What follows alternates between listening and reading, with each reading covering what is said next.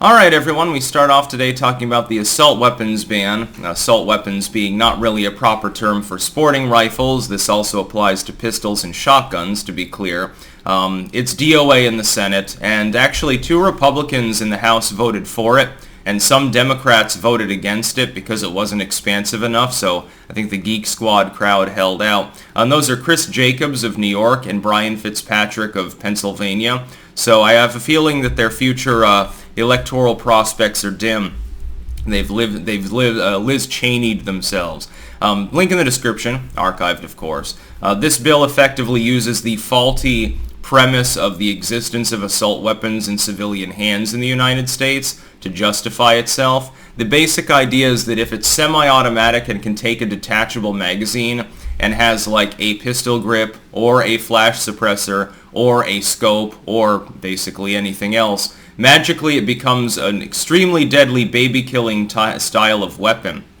If you look at the razor-thin margin of passage in the House, there is effectively no chance this passes the Senate. I'd like to make some suggestions. First, you should definitely buy such a weapon. If you're inclined to do so, well, now's the time to do so, because this doesn't grandfather in existing weapons, nor does it, by the way, prevent the transfer of those existing weapons if there is a background check involved. So, you'd go through a licensed dealer or something to make your swap. So it's pointless. You got, 100 million of these fucking things in the United States anyway. You wouldn't even have a major throttling of the demand at some point, especially when the SCOTUS would probably strike it down within mere months. It'd probably be injuncted by the Supreme Court immediately pending an emergency hearing or something, because it's such an obvious violation of the Second Amendment. But it won't pass at all. It's impossible.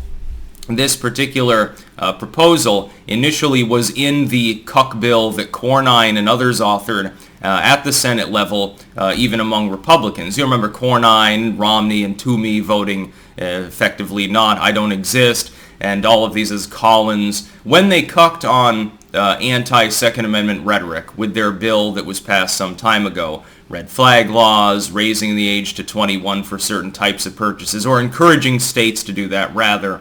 And things like that. When that was passed, it was only passed specifically because the assault weapon ban portion of that bill was taken out.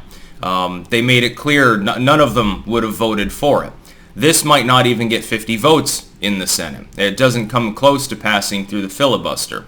You would probably see some Democrats, including Manchin, possibly Sinema, you could see Shaheen and others vote against it in the Senate. So it will fall flat. And it'll be a bipartisan rebuke of anti-Second Amendment rhetoric. And it'll be very funny to see. And that is what will happen if there's a vote in the Senate at all. It will fail. So don't worry too much about the assault weapons ban passing.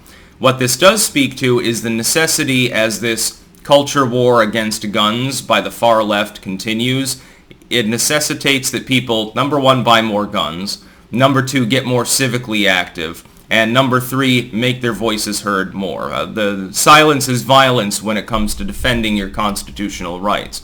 The fact that this is even being proposed, though, I would like to submit, is really more political shenanigans in the lead up to the midterms than anything else. Pelosi and AOC and all of the other House morons do not expect this to pass the Senate. Ergo, the very fact that they bothered to hold a vote in the first place is just effectively an attempt to get every member of Congress on record as opposing or supporting the measure. The idea is that then they can dovetail this in with think of the children, gun crime, oh my god, baby killers, explosive rounds that leave a 1-foot hole in the dead body. People are absolutely macerated by the evil AR-15. If it was of a much higher caliber, that might happen, but they don't know anything about guns. As we've seen from the anti-gun testimony during the consideration of anti-gun proposals by House members, the anti-gunners really don't know anything about firearms. We have ignorant people crafting legislation, actually getting it through the House of Representatives with the help of a couple of conservatives who should be tossed out of office as quickly as possible. If these people are in tight elections, they should probably be voted against. Not that it matters. You replace them with the Dem candidate, they're anti-gun too.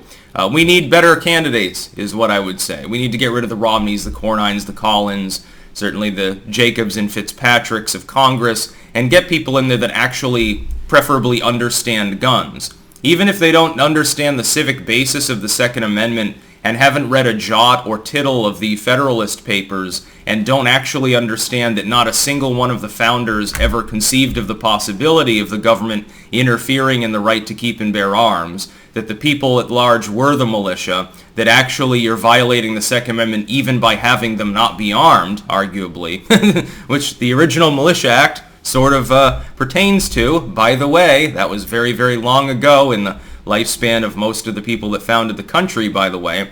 Even if they don't understand that, if they just understand guns and what they do, what the purpose is behind different types of guns, they're not going to support such legislation. Even if they don't have a strong civic sense that the Second Amendment is of any import at all, they'll understand the anti-pragmatic nature of attempting to ban so-called assault weapons. Really what they are, sporting rifles and I guess sporting pistols, I suppose, tactical pistols that happen to take a magazine.